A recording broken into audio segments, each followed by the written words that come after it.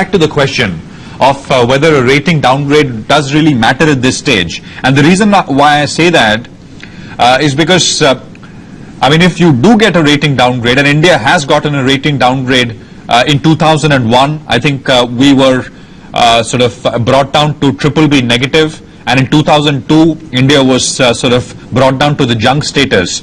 If you look at what happened to various asset classes back then, I mean, you do find that most asset classes, like equities, for example, did react sharply for a brief while, but then it didn't really react all that much. I mean, you know, things picked up.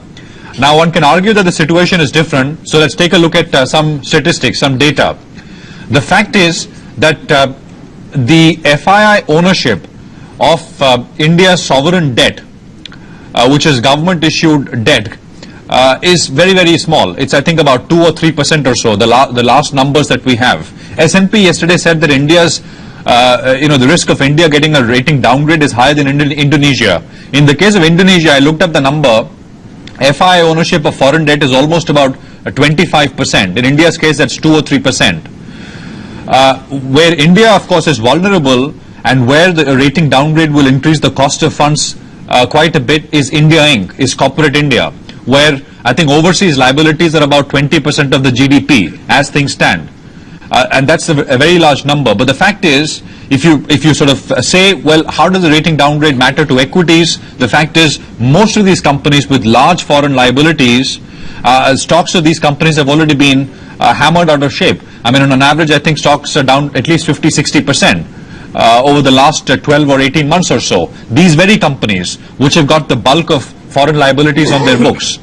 So sovereign debt, FI exposure, very small.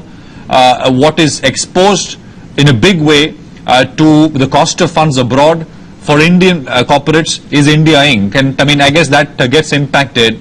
But to say that you know, this is the biggest risk to equities per se, a rating downgrade to equities per se, I think, you know, relatively speaking, I think the impact is lower. The bigger impact, I guess, would come from redemptions itself, from you know, equity investors who've been pretty loyal.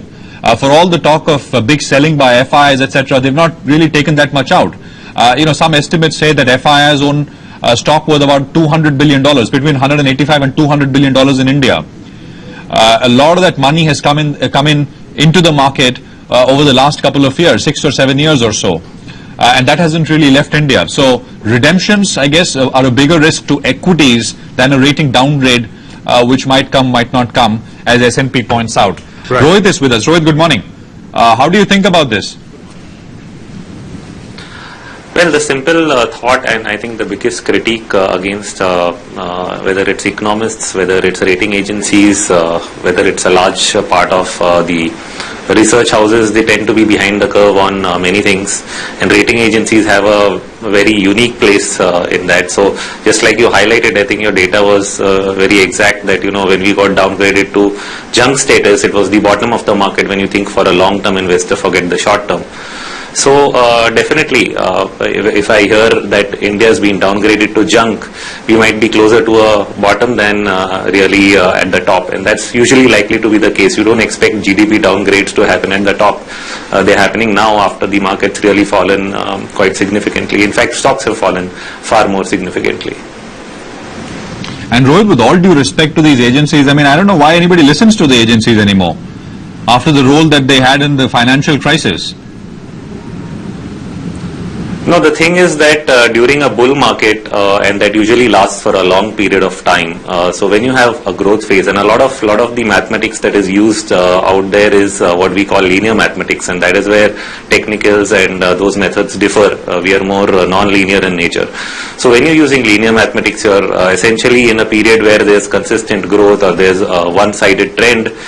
They tend to be right, and therefore that creates a space for them in terms of business, and that's what they work on. But when you have a non-linear period in the market, they're completely off track, and they really don't know what is going on because those methods don't work.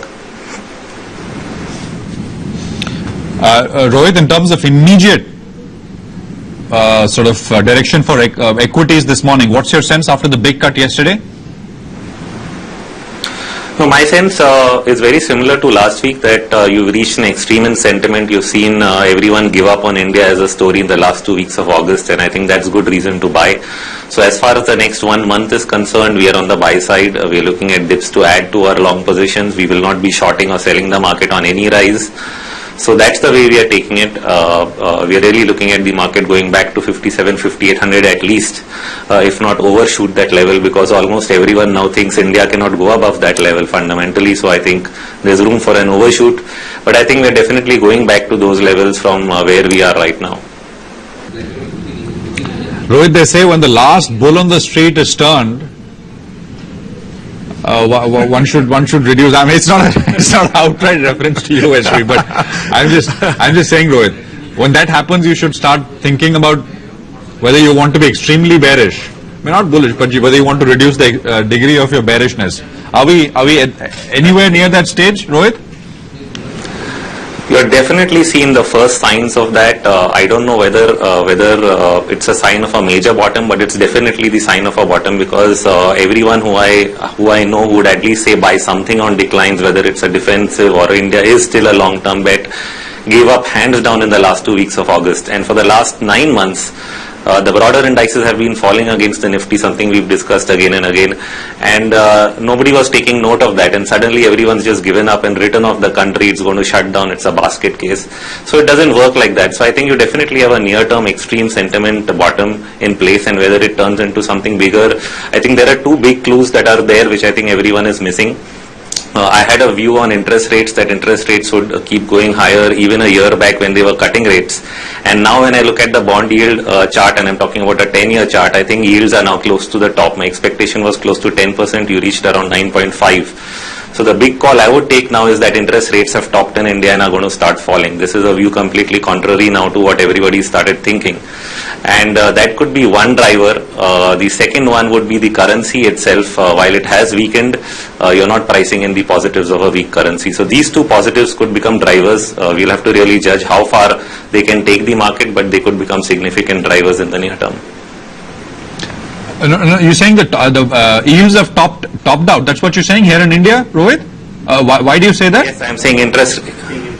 Because when I look at a 10 to 15 year chart on interest rates, they were in a corrective rise, and you actually come close to the end of that rise. The end point had marked at around 10% almost 2.5 years ago, and you came very close to that at 9.5. So whether you actually spike up to 10 or not, I'm not really getting into that, because you can never catch the top. But my expectations on rising interest rates are now complete, and my sense is that interest rates would start falling from here, and you'd probably get the first clues from RBI's meet this month. I mean, a lot of viewers who are borrowers will say, God bless you, Rohit.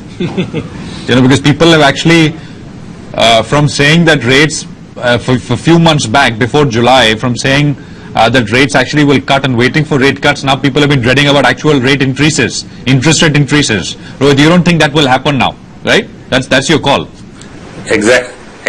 I've changed my view. My view has been for rising interest rates against that crowd, and now that crowd that is scared, I'm actually taking a completely contrary call, that interest rates are going to keep falling, not just for weeks or months, but for years in India. Okay, that's good news. But intuitively, Rohit, and I know markets sometimes are it's all about being counterintuitive, but it doesn't look like, it doesn't feel like, this is it. Because, so we kept complaining that monetary transmission has not happened when RBI was easing, right? Not through outright rate cuts, but through whatever means, a few months back, 2 or 3 quarters back. Now that it is tightening, we've not really seen full transmission to rates in the system. See, if I can just... Right. I just want Rohit to respond. Sure. Rohit, yeah, go on. No, so there are two things. One is to start expecting lower rates is one thing, and second, the kind of impact it will have immediately. There are a lot of factors, like you said, transmission not happening. The RBI has also complained about various steps that government needs to take in terms of bottlenecks. Those issues remain. You do have slowing growth, so there are certain deflationary forces now working on the economy. and how soon will lower rates really improve growth is another question altogether. So that's a different aspect. SP, you want to come in on this? Yeah. My only point is that, while I certainly respect the fact in terms of looking at the charts, I don't deny that input. But in terms of ground reality, hard macro numbers, the GDP is not growing. Government has passed this food security bill, which is going to have a huge impact as far as the fisc is concerned. And the tax revenue, if the GDP is not growing, that means corporate top line is not growing, bottom line is not growing. Therefore, their contribution to the government exchequer, both indirect and direct, is not in line with what was the estimate in the budget.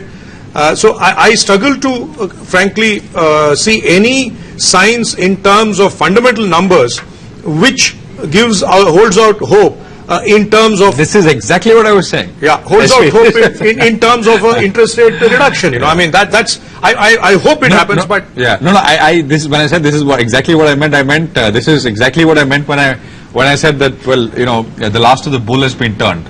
That, you don't see any positives all around, rating downgrade is coming, and we'll bring in Sarvendra as well, who of course has been eternally bullish for a while. But, yeah, I mean, you were bullish, you've turned bearish now, so that's why I'm sort of... No, your point is taken. Only one silver lining, if at all, mythical silver lining is, I am very keen to see what the new RBI governor, what his first public statement is after he takes over. Because, there is a honeymoon period which, any CEO or chairman or RBI governor has.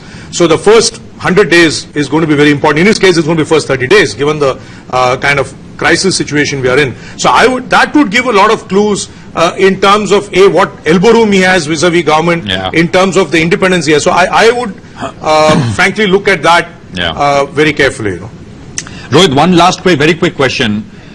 So recent US data has not been all that great that Fed will start taper in a big way. So they do a symbolic $5, $10, $15 billion taper. They buy bonds worth that much lesser in September. They announced that. And the RBI, by the way, is now meeting after the Fed. It was earlier, but that's been scheduled to after the Fed decides and meets for its September meeting. What's your sense? What happens if we get a small symbolic taper from the Fed? See, if you do get a symbolic taper, it would be taken negatively first by bond market. So, like I said, that you're very close to 10%. Will you get that spike up to 10% because of some immediate measure? Maybe, but that might just be the top in interest rates as far as India is concerned. Partly, one of the reasons you mentioned earlier should be highlighted. You started your discussion by showing how low India's external debt really is. So bond markets, they respond to panic, and you really don't have that much of panicky investors in the bond markets. Mostly they're domestic, and the best comparison is not US, it's actually Japan, where rates have remained low for very long periods of time because most of the debt is domestic. So you need to understand bond markets first when you take an interest rate call. They are very much in control of what you want to do in India. Second is, would it have an impact on equity markets? Definitely, because there would be pressure on the FII side as and when tapering happens. But whether it happens now or will it happen another quarter down the line, that's another question again. We don't know the answer yet. Got that. Rohit and SP, thanks very much for joining in this morning. Great to have both of you here. Appreciate it.